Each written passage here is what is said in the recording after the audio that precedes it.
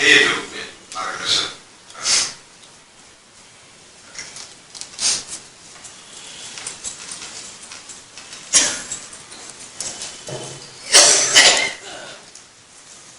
संघ में अनुशासन का बड़ा महत्व और समय का भी बड़ा महत्व। लोग 12 बजे तक का समय दे, इसलिए 12 बजे 15 मिनट समय, इसलिए 15 मिनट में ही संक्षिप्त में अपनी बात तो हम सब जानते हैं कि अपना देश बड़ा प्राचीन देश, रानी पासवान जी ने कहा जो देश प्राचीन होता है वो बहुत उतार चढ़ावों में से भी गुजरता है। अपने देश के सुप्रसिद्ध कवि कहते हैं सत सत आघातों को सहन कर जीवित हिंदुस्तान हमारा, जग के मस्तक पर रोली सा शोभित हिंदुस्तान। दुनिया का इतिहास पूछता रोम कहाँ यूनान कहाँ है, घर घर में सुबह अग्नि जलाता वह उन्नत ईरान कहाँ है। दीप बुझे पश्चिमी गगन में व्याप्त हुआ बर्बर अंधियारा कि चीर कर दम की छाती का हिंदुस्तान। सब प्रकार की प्रतिकूलताओं में भी दुनिया के जितने भी राष्ट्र हैं उन राष्ट्रों में इतने संघर्ष नहीं झेले जितने हिंदुस्तान है। एक से बर्बर आक्रांता आए, यवन, कुषाण, मुगल, तुर्क, पठान, डच, पोर्तुगीज, लगातार ऐसे सब संघर्षों को झेलते हुए भी सारी दुनिया के अंदर एक बहुत बड़ी आबादी में अपने भारत के लोग, हिंदू की आस्था रखने वाले लोग ऐसे विद्यमान हैं। यह स्थिति कब थी? तो हमारा देश एक रस था, आपस के अंदर कई प्रकार की विविधता होने के बावजूद भी कहीं जगह एकत्र की धागा, एकत्व का सूत्र कहीं जगह समाज के अंदर विद्यमान था और उस एकत्व के सूत्र के आधार पर सारा देश दुनिया का मार्गदर्शन करता हुआ दुनिया को दिशा देता। हमारे मनीषियों ने सब प्रकार की बातें बताई है, सबके अंदर एक ही आत्मा है, सबके अंदर एक ही परमात्मा का निवास है। आप चरितमानस में सिया राम मैं सब जग जाने, सबके अंदर एक ही सिया राम। भगवद गीता के अध्याय 5 से 28 श्लोक में कहते हैं विद्या विनय संपन्ने ब्राह्मणे कवि हस्ते सुचैव स्वभागे च पंडिता समदस्य। पंडित कौन है? विद्या विनय युक्त ब्राह्मण में, गौ में, हाथी में, चंडाल में, सब में एक ही परमात्मा का दर्शन करता है, वह वास्तव में पंडित है। अध्याय 9 में भगवद गीता में भगवान श्री कृष्ण कहते हैं श्लोक क्रमांक 30 में अपि चेत सुदूराचारो भजते मामनन्य भाग साधुदेव समन्तव्य सम्यग्य वंशितो। अतिशय दुराचारी व्यक्ति भी मुझको यदि भजन करता है, मुझसे प्रेम करता है, तो मैं उनको भी प्रदान करता हूं, उनको भी अपना साक्षात्कार करता हूं। ऋषियों में, दर्शनों में, साहित्यों में सब के अंदर एकत्व की बात नहीं, लेकिन हजार वर्षों के संघर्षों के कारण समाज के अंदर कुछ विकृतियां आई, कुछ कमियां आई।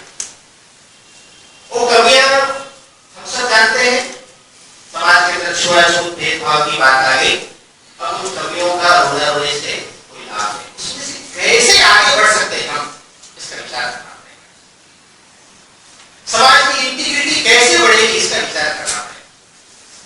राष्ट्रीय स्वयंसेवक संघ ने प्रारंभ के दिन से ही देखा हम सब भारत माता के पुत्र हैं। शाखा में एक कार्यक्रम होता है, एक सह संपर्क। एक सह संपर्क में ऐसा नहीं कहते कि ब्राह्मण चले आओ, ठाकुर आओ, फिर वैसे आओ, इतना। एक सह संपर्क में ऐसा नहीं होता कि पहले बहुत पढ़ा लिखा, फिर कम पढ़ा लिखा, फिर आखिर में कम पढ़ा लिखा, बिल्कुल ऐसा नहीं होता। एक सह संपर्क में यह भी नहीं होता कि पहले बहुत धनवान आगे आए, फिर उसके बाद और फिर उसके बाद आखिर में बिल्कुल गरीब, ऐसा नहीं। एक सह संपर्क यानी एक पंक्ति में खड़े होना, कोई भी जाति का हो, कोई भी पंथ का हो, कोई भी भाषा का हो, किसी भी आयु को करते करते करते सारे देश के अंदर राष्ट्रीय स्वयंसेवक संघ ने संपूर्ण समाज को जोड़ने का अभिनव प्रयास किया है। 1934 में महात्मा गांधी वर्धा के शिविर में आए। वर्धा के शिविर में महात्मा गांधी जी ने पूछा, डॉक्टर साहब आपके शिविर में कौन कौन सी जाति के लोग? डॉक्टर हेडेगार ने कहा, भाई हम लोग तो इसका विचार ही नहीं करते कौन सी जाति के, हम सब तो मानते हैं सभी हिंदू है, भारत माता के पुत्र है। अच्छा मैं पूछूं क्या? मैं पूछ सकता हूं क्या? डॉक्टर साहब ने कहा आपकी इच्छा पूछ लीजिए। शिविर में आए हुए कई स्वयंसेवकों से उन्होंने पूछताछ की, सब प्रकार के लोग थे, एक ही साथ रह रहे थे, एक साथ भोजन, एक साथ विश्राम, एक साथ सैर। महात्मा गांधी को बड़ा आश्चर्य हुआ, मैं इतने वर्षों से प्रयत्नशील हूं कि मुझे समझ आने के लिए आपको सफलता मिली। डॉक्टर साहब ये काम आगे बढ़ना चाहिए, इस राज्य से समाज में जाना चाहिए। पूज्य बाबा साहब अम्बेडकर 1939 में पूना के शिविर में आए। उन्होंने भी इस शिविर को देख करके उन्होंने भी धन्यता ज्ञापित की। उन्होंने कहा बाबा साहब अम्बेडकर ने कि ये काम बहुत अच्छा है, बढ़ना चाहिए, होना चाहिए, लेकिन इस काम की गति कम है और मैं तब तक प्रतीक्षा नहीं कर सकता क्योंकि मेरी आयु पता नहीं कब समाप्त हो जाए, इसलिए मुझे अपने समाज के लिए कोई ना कोई व्यवस्था सोचकर जानी पड़ेगी। बाबा साहब अम्बेडकर ने भी आशीर्वाद दिया। बंधुओं, विषय विषमता का है, वह भाषण से दूर नहीं होने वाला है, वह व्यवहारों से दूर। यह विषय आचरण का विषय है। परम पूज्य बाबा साहब देवरस राष्ट्रीय स्वयंसेवक संघ के तीसरे नंबर के सरसंघचालक। घर में ताई जी से उन्होंने पूछा, ताई जी मैं अपने मित्रों को भोजन पर बुलाना चाहता हूं, आप उनको मेरी ही तरह बैठाकर भोजन कराओगी क्या? ताई जी ने कहा बिल्कुल कराऊंगी। बड़ा साहब जी ने पूछा, जैसे मुझे चौके पर बिठाकर खिलाती हो वैसे चौके पर बिठाकर खिलाओगी क्या? उन्होंने कहा बिल्कुल खिलाऊंगी। तीसरा प्रश्न पूछा, जैसे मेरे जूठे बर्तन धो करके उठाती हो वैसे ही कुछ मित्रों के भी जूठे बर्तन धोकर उठाओगे? उन्होंने कहा बाबा साहब देवरस अपने घर में पहले छुआछूत दूर किया, माता जी के मन में बैठा हुआ अस्पृश्यता का भाव उसको दूर किया, तब जाकर के संघ के तीसरे नंबर के सरसंघचालक बने और तब जाकर के उन्होंने पूना के बसंत व्याख्यान माला में कहने का साहस जुटाया कि अस्पृश्यता यदि पाप नहीं है तो दुनिया के अंदर कुछ भी पाप नहीं है, यह समाज के अंदर समाप्त होना चाहिए। अपने घर से शुरू। परम पूज्य रज्जू भैया देश के ख्याति प्राप्त वैज्ञानिक थे, परमाणु वैज्ञानिक। इलाहाबाद विश्वविद्यालय में भौतिकी शास्त्र के विभागाध्यक्ष थे। उनके पिताजी उत्तर प्रदेश में स्वाधीन भारत के पहले चीफ इंजीनियर थे। लाल बहादुर शास्त्री और बड़े बड़े नेताओं को उनके घर में बड़ा आना जाना था। रज्जू भैया गृहस्थी नहीं किया, संघ के लिए अपना जीवन समर्पित कर दिया, ख्याति प्राप्त वैज्ञानिक होकर के भी। रज्जू भैया के घर में एक महिला काम करने आती थी, भोजन वगैरह बनाने। लोग आते थे, अतिथि आते थे तो अतिथियों का भोजन होता था, फिर वो उठाती नहीं थी। तथाकथित सवर्ण समाज की थी तो वो उठाती नहीं थी, जूठे बर्तन नहीं उठाती थी। रज्जू भैया उसको उलाहना नहीं देते थे। रज्जू भैया स्वयं उन जूठे बर्तनों को उठा करके रखते थे। इस महिला के मन में विचार आ गया, मैं जिनके टुकड़ों पर पलती हूं वह तो जूठे बर्तन उठा करके रख रहा है और मैं इतनी अहंकारी, इतनी अभिमानी कि जिनके टुकड़ों पर पलती हूं उन्हीं के घर में इस प्रकार का छुआछूत का व्यवहार करती हूं, लज्जा नहीं होती? रज्जू भैया के उदाहरण से, रज्जू भैया के व्यवहार से उस महिला के मन का परिवर्तन हुआ, हृदय का परिवर्तन हुआ और उन्होंने भी वह काम करना शुरू किया। जो भी संघ के कार्यकर्ता हैं, अधिकारी हैं, उन्होंने अपने जीवन का उदाहरण रखा, तब जाकर समझता की बात। बाबू जगजीवन राम यहीं के थे, बिहार के अपने मदन मोहन मालवीय जी काशी हिंदू विश्वविद्यालय के लिए सारे देश भर में घूम घूम करके चंदा ले रहे थे, सहयोग इकट्ठा कर रहे थे। बिहार भी आए। एक बैठक में बाबू जगजीवन राम भी थे। उन्होंने अपनी बात रखी मालवीय जी ने। फिर ये बाबू जगजीवन राम खड़े हुए, उन्होंने कहा मालवीय जी आप विश्वविद्यालय शुरू कर रहे हैं, बहुत अच्छी बात है, लेकिन हमारे जैसे लोगों के लिए भी उस विश्वविद्यालय में जगह होगी क्या? हमारा प्रवेश मिलेगा क्या? वहां हमको वहां अनुमति मिलेगी क्या? मालवीय जी ने कहा जरूर मिलेगी, आप आइए, यहाँ की पढ़ाई पूरी करिए और फिर आइए, आपका प्रवेश निश्चित रूप से होगा। बाबू जगजीवन राम यहाँ की शिक्षा पूरी करके चले गए।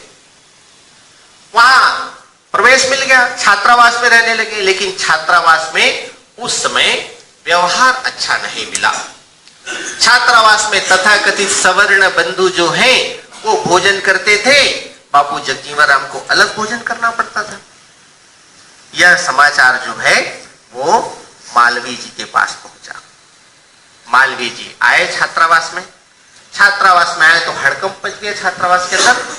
छात्रावास में जहां बाबू जगजीवन राम भोजन कर रहे थे वहीं पर नीचे जाकर के मालवीय जी बैठ जाते। मालवीय जी बैठे तो सब छात्रावास के अधीक्षक आ गए, कर्मचारी आ गए, दौड़े दौड़े, अरे मालवीय जी क्या कर रहे हैं? उन्होंने कहा कुछ नहीं, ये मेरे अतिथि हैं। बाबू जगजीवन राम को मैंने ही आमंत्रित किया था विश्वविद्यालय में आने के लिए, प्रवेश के लिए, कि इसलिए मेरे मेहमान हैं, इनके जूठे बर्तन मैं साफ करूंगा, मैं धो करके रखूंगा। पूरे छात्रावास का वातावरण बदल गया, दृश्य बदल गया। आवश्यकता है आचरण की, आवश्यकता है उदाहरण की। नागपुर में एक वर्ष प्रतिपदा का कार्यक्रम था। वर्ष प्रतिपदा का कार्यक्रम उसी दिन योग आयोग से बाबा साहब अंबेडकर की भी जयंती पड़ी थी, उसी दिन डॉक्टर हेडगेवार की भी जयंती थी, दोनों एक ही दिन। जो वक्ता थे उन्होंने कहा एक ही समय के दो डॉक्टर, उद्देश्य एक, रास्ते अलग अलग। बाबा साहब अंबेडकर और डॉक्टर हेडगेवार। विषय रखा। विषय रखने के बाद उसी में सभा में से एक व्यक्ति खड़े हो गए। उन्होंने कहा मुझे आपसे कुछ प्रश्न पूछना है। जो वक्ता थे उन्होंने कहा अरे भाई अभी अभी विषय रखा हूं, आपको जो भी प्रश्न पूछना है, एक घर में चाय जलपान का कार्यक्रम, वहां पर चलिए, आपको जितने प्रश्न पूछना है चले गए वहां पर। बाकी भी सब लोग थे। वहां देखा, घर में देखा तो क्या पाया? वहां पर महाराणा प्रताप, शिवाजी और सब महापुरुषों के चित्र लगे थे। वहां पर बाबा साहब अंबेडकर, वहां पर नारायण गुरु के भी चित्र थे, वहां पर संत रैदास के भी चित्र थे, वहां पर वाल्मीकि जी के भी चित्र थे। सब प्रकार के चित्र एक कतार में देखा तो बहुत समाधान। बाद में सोचा अरे जरूर चाय पानी के समय जरूर दुर्व्यवहार होगा। चाय पानी आया तो जो माता जी चाय पानी सबको दी, वो उनको भी दी। बाद में जूठे बर्तन सबको उठा के सब उठा कर लिए। जब चाय पान हो गया तो जो वक्ता थे उन्होंने कहा अच्छा भाई आपको जो भी प्रश्न पूछना है मैंने कहा नहीं, मुझे कुछ प्रश्न नहीं पूछना है, मेरे प्रश्नों का उत्तर मिल गया है। व्यवहार आवश्यक है, आचरण आवश्यक है। राष्ट्रीय स्वयंसेवक संघ अपने कार्यकर्ता, अपने कार्य जो भी है, सामाजिक समरसता की केवल बात नहीं तो प्रत्यक्ष उदाहरण रखते हैं। इसलिए समाज के अंदर ऐसी इतनी बड़ी मात्रा में सेवा कार्य प्रारंभ हो सका है। आज देश के सामने बहुत सारे प्रश्न हैं, किंतु उन प्रश्नों में से बहुत बड़ा जो प्रश्न है वो है सामाजिक विषमता का है, अस्पृश्यता का है। जो एक ही बात बताकर अपने विषय पूरे करूंगा। अपने शहीद भगत सिंह, हम सब लोग नाम जानते हैं, प्रसिद्ध क्रांतिकारी इस देश के, असेंबली के अंदर विस्फोट कर दिया। चाहते तो भाग सकते थे लेकिन भागे नहीं, अपने आप को गिरफ्तार करवाया। क्यों? कोर्ट के माध्यम से क्रांतिकारियों का उद्देश्य क्या है ये दुनिया को बताना चाहते थे, इसलिए अपने आप को गिरफ्तार करवाया। कैसे चले? फांसी की सजा होती। फांसी की सजा जिस दिन होने वाली थी उसके 24 घंटा पहले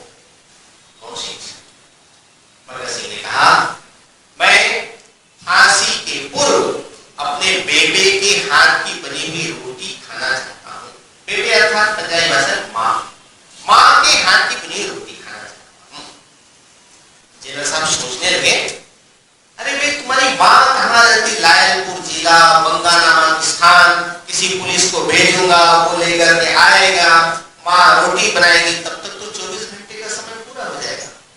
ना ना, हम तुम्हारी यह इच्छा भी पूरी नहीं कर सकते। भगत सिंह ने कहा, जेलर साहब आप चाहें तो पूरी कर सकते हैं। कैसे? उन्होंने कहा, इस जेल परिसर में भी मेरे लिए एक मां के समान एक व्यक्ति है। जेलर साहब अवाक रह गए, अरे भाई यहाँ तो सब कैदी भी पुरुष है, कर्मचारी भी पुरुष है, कौन है तुम्हारी मां? भगत सिंह ने कहा, जेल का सफाई कर्मी है वह मेरे लिए मां के समान नहीं, मां से बढ़कर। कैसे? उन्होंने कहा, मेरी मां तो बचपन में ही मेरी गंदगी को साफ करती थी। यह सफाई कर्मी बड़ा होने के बाद केवल मेरी ही गंदगी नहीं, पूरे जेल की गंदगी को साफ करता है, इसलिए मेरे मां से। जेलर साहब ने तुरंत घंटी बजाया, सफाई कर्मी को बुलाया। सफाई कर्मी घबराते हुए आया, जेलर साहब पता नहीं क्या सजा देंगे, मैंने तो कोई गलती की नहीं। जेलर साहब ने उसको बिठाया, कहा, देखो भाई हमारे जेल के एक कैदी को कल फांसी होने वाली है, उसकी आखिरी इच्छा पूछा गया। उन्होंने कहा, तुम्हारे हाथ की बनी हुई रोटी खाना चाहता है। एकदम खड़ा हो गया सफाई कर्मी, जेलर साहब आप झूठ बोलते हो, आप असत्य बोलते हो, आपको गलतफहमी हुई है। आज तक इतने साल हो गए इस जेल में काम करते हुए, एक भी कैदी ने मेरे हाथ का पानी भी नहीं पिया है, आप कहते हो मेरे हाथ की बनी रोटी? शायद आपको गलतफहमी हुई। नहीं नहीं, मैं सही कह रहा हूं। सफाई कर्मी ने कहा, क्या मैं उस कैदी का नाम जान सकता हूं? उन्होंने कहा, हाँ उस कैदी का नाम भगत सिंह है। वो भगत सिंह जिसके परिवार में पूरे क्रांतिकारियों के एक मालिका है, इतना उच्च कुलीन परिवार, वह मेरे हाथ की बनी रोटी? नहीं नहीं जेलर साहब, जरूर कुछ आपको गलतफहमी। जेलर ने कहा, भगत सिंह का मामला है, वह सोचता है कि मेरी मां तो बचपन में ही मेरी गंदगी को साफ करती थी, यह सफाई कर्मी तो बड़ा होने के बाद ही गंदगी को धोता है, इसलिए वह मेरी मां से बढ़कर है। सफाई कर्मी वहीं पर परिसर में ही उनका मकान था, आवास था, वहां रोटी बना करके लाया। भगत सिंह को जेल में बैरक में ले जाकर के रोटी खिलाकर उसकी आंखों से भी आंसू, भगत सिंह की भी आंखों में आंसू। जेलर उसको अवाक अपलक दृष्टि से देखता है। भगत सिंह ने इस घटना से पूरे देश को क्या संदेश देने की कोशिश की होगी, सब कल्पना कर सकते हैं। हम कहते हैं अपना समाज ताकतवर बनना चाहिए, बलशाली बनना चाहिए। मैं पूछता हूं, एक बहुत बड़ी लोहे की चेन है, यदि उसको हाथी को बांध दिया जाए तो उस लोहे की चेन की ताकत कितनी होगी? तो जो सबसे कमजोर कड़ी की ताकत है उतनी ही उस लोहे की पूरी मोटी चेन की ताकत होगी। अंग्रेजी में कहते हैं, the strength of the chain lies between the weakest part of the chain. उस चेन की ताकत कहां पर स्थित है? तो कमजोर कड़ी की जो ताकत है वहां पर उस पूरी चेन की ताकत स्थित है। संपूर्ण हिंदू समाज की ताकत कहां पर स्थित है? हिंदू समाज की जो कमजोर कड़ी है वहां पर उसकी ताकत स्थित है, क्योंकि सब प्रकार की समस्याओं से जूझने वाला वह समाज है। इसलिए उस कमजोर कड़ी को मजबूत कड़ी के रूप में परिवर्तित करना, यह संभव होगा तब हिंदू समाज बलशाली होगा, तब हिंदू समाज ताकतवर होगा। आज उसकी आवश्यकता है। संपूर्ण हिंदू समाज ताकतवर बने, इसका मतलब उत्तर से दक्षिण, पूर्व से पश्चिम, सब प्रकार के जाति पंथ भाषा के लोग एक रास्ता का व्यवहार करें। हम सबके अंदर पूजा पद्धतियों की विविधता होगी, भाषाओं की विविधता होगी, खान पान की विविधता होगी, किंतु सब हम चाहते हैं भारत एक रहना चाहिए, अखंड रहना चाहिए। यह तब संभव होगा जब हिंदुस्तान में हिंदू समाज बहुसंख्या में होगा। पाकिस्तान की निर्मिति मुस्लिम समाज की बहुसंख्या के कारण हुआ, हिंदू माइनॉरिटी के कारण। आज भी देश के अंदर कहीं भी प्रश्न है, उसके मूल में जाएगी तो यही बात ध्यान में देगी, दिखाई देगी, कहीं न कहीं हिंदू और माइनॉरिटी में तो नहीं हो रहा है। सैमुअल हंटिंगटन है, वो कहते हैं जनसंख्या है वो देश का भाग्य बनाती है, डेमोग्राफी। भारत का यदि भाग्य बनाना है तो हिंदुस्तान को हिंदू बहुसंख्यक बना करके रखना पड़ेगा, हिंदू समाज को ताकतवर बना कर रखना पड़ेगा, और यह हम सबको करना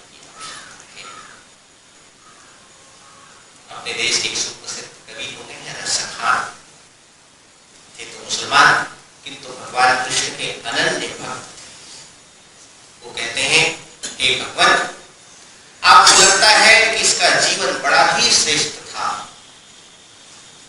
इसको फिर से मनुष्य का जन्म दिया जाए तो कहां का मनुष्य बनाना? तो कहते हैं मानुष हो तो वह रस खान बसो ब्रज गोकुल धाम के। उस ब्रज भूमि में मेरा निवास बनाना जहां भगवान श्री कृष्ण घुटनों के बल चला करते थे, उनकी धूल को स्पर्श कर मैं भी धन्य अनुभव। लोग कहते हैं आपको लगता है मनुष्य बनाने के काबिल नहीं, इसका तो कर्म बड़ा ही निकृष्ट था, पाप कर्म में संलग्न इनका जीवन, इनको पशु ही बनाना चाहिए। तो कहां का पशु बनाना? तो कहते हैं जाओ पशु हो तो कहां बस गए, चरौनित नंद के धेनु बजाना। उस नंद बाबा गायों के बीच में मेरा निवास, भगवान श्री कृष्ण उसको चराने के लिए जाएंगे, उनकी निकटता प्राप्त कर सकूं। फिर वो कहते हैं आपको लगता है पशु बनाने के लायक भी नहीं, इसका तो कर्म और भी निम्न कोटि का था, इसको तो पक्षी ही बनाना उचित रहेगा। पक्षी बनाना? तो कहते हैं जाओ खर्च हो तो बसे हो करो मिल कालिंदी कूल कदम्ब के डारा। उस यमुना के किनारे जो कदम्ब का झाड़ है वहां का पक्षी बनाना, वहां मेरा घोंसला बनाना। कभी भगवान श्री कृष्ण आएंगे, उस कदम्ब के झाड़ पर बैठकर बांसुरी बजाएंगे, उनको सुनकर के मैं कृतार्थ अनुभव कर सकूं। कहते हैं आपको लगता है मनुष्य बनाने लायक नहीं, पशु भी बनाने के लायक नहीं, पक्षी भी बनाने के लायक नहीं, इसका तो जीवन बड़ा ही निकृष्ट, बहुत छोटे सब प्रकार से पाप कर्म में इनका जीवन लगा, इसको तो पत्थर ही बना देना चाहिए। पत्थर बनाना तो कहते हैं पाप न हो तो वह गिरी को धरे इंद्र के खातिर छोटे छोटे ग्वाल बालों ने साथ मिलकर के भगवान श्री कृष्ण के साथ जिस गोवर्धन पर्वत को धारण किया था, उस गोवर्धन पर्वत का पत्थर बनाना, इस देश का पत्थर होना परम सौभाग्य की बात है। हम सब तो मनुष्य, जिस देश में गौतम, गांधी, महावीर, संत रविदास, भगवान वाल्मीकि, अनेक महापुरुषों का जन्म हुआ। अभी अभी गुरु गोविंद सिंह महाराज का 350वीं वर्षगांठ है। कोई महापुरुष की जाति के नहीं, संपूर्ण देश। संत रविदास किसी जाति के नहीं है, संपूर्ण देश के महापुरुष हैं। जिनके शिष्य मीराबाई, जिनके शिष्य रानी झाली, बड़े बड़े लोग उनके शिष्य हुए, वो क्या एक जाति के बंधे हुए हैं क्या? भगवान वाल्मीकि जिन्होंने रामायण की रचना की, क्या सिर्फ वाल्मीकि समाज के संत हैं, उनके गुरु हैं? हम सबके लिए सामाजिक सद्भाव कायम करना है। इन सब महापुरुषों को अपने महापुरुष माने। इन सबके जन्म जयंतियों के कार्यक्रमों में परस्पर सहयोग करना पड़ेगा, मिलजुल करके काम करना पड़ेगा। ये सारे महापुरुष जो भी हैं, संपूर्ण देश के महापुरुष हैं, संपूर्ण समाज के। इस बात को मुझे लगता है आज की बैठक संक्षिप्त सूचना पर बुलाई गई थी, यह कड़ी आगे चलेगी। हम सब लोग बीच बीच में मिलने का यह प्रोग्राम चलाएंगे और भी कई सारी बातें हम सब लोगों को आएगी। उन सब बातों को लेकर और क्या कर सकते हैं, अपने अपने समाजों में कैसे अच्छी पहल कर सकते हैं, छोटे छोटे प्रश्नों के निदान के लिए हम क्या कर सकते हैं। एक सरकार का प्रयत्न है, वो एक अलग लाइन है, किंतु हम सब मिलकर के भी अपने समाज के लिए क्या कर सकते हैं, इसका विचार से शुद्ध हृदय की बाला से विश्वास दीप निस्तंभ जलाकर कोटि चरण पग बढ़ेगा, दिल दिल जीवन गला गला। बहुत पीढ़ियां कभी बहुत लोग लगे भी हुए, जब तक भेद पूरा हुआ तब तक पग की गति न हुई। आज कहे चाहे कुछ दुनिया, कल को झुके बिना न रहे। भारत माता की जय जयकार। संपूर्ण हिंदू संस्कृति, हिंदू धर्म की विजय ध्वजा सारी दुनिया के अंदर गूंजेगी, इसमें कोई संशय नहीं, क्योंकि हिंदू ही सर्वे भवन्तु सुखिनः का विचार लेकर चलता है, हिंदू ही वसुधैव कुटुंबकम का विचार लेकर चलता है, हिंदू ही एकम सत विप्राह का विचार लेकर चलता है। सारी दुनिया के इसी दिशा में आगे बढ़ रहे हैं। हम लोग भी यह विश्वास लेकर आगे बढ़ेंगे। भगवत चरणों में यही प्रार्थना करते हुए आप सब बंधुओं ने यहाँ आकर के कार्यक्रम के समय दिया, आप सब बंधुओं का भी बहुत बहुत धन्यवाद करते हुए संघ का कार्यक्रम हम सबका कार्यक्रम है, आप सबका कार्यक्रम है, इसको हम सब ध्यान रखकर यहाँ से साथ लेकर के जाएंगे।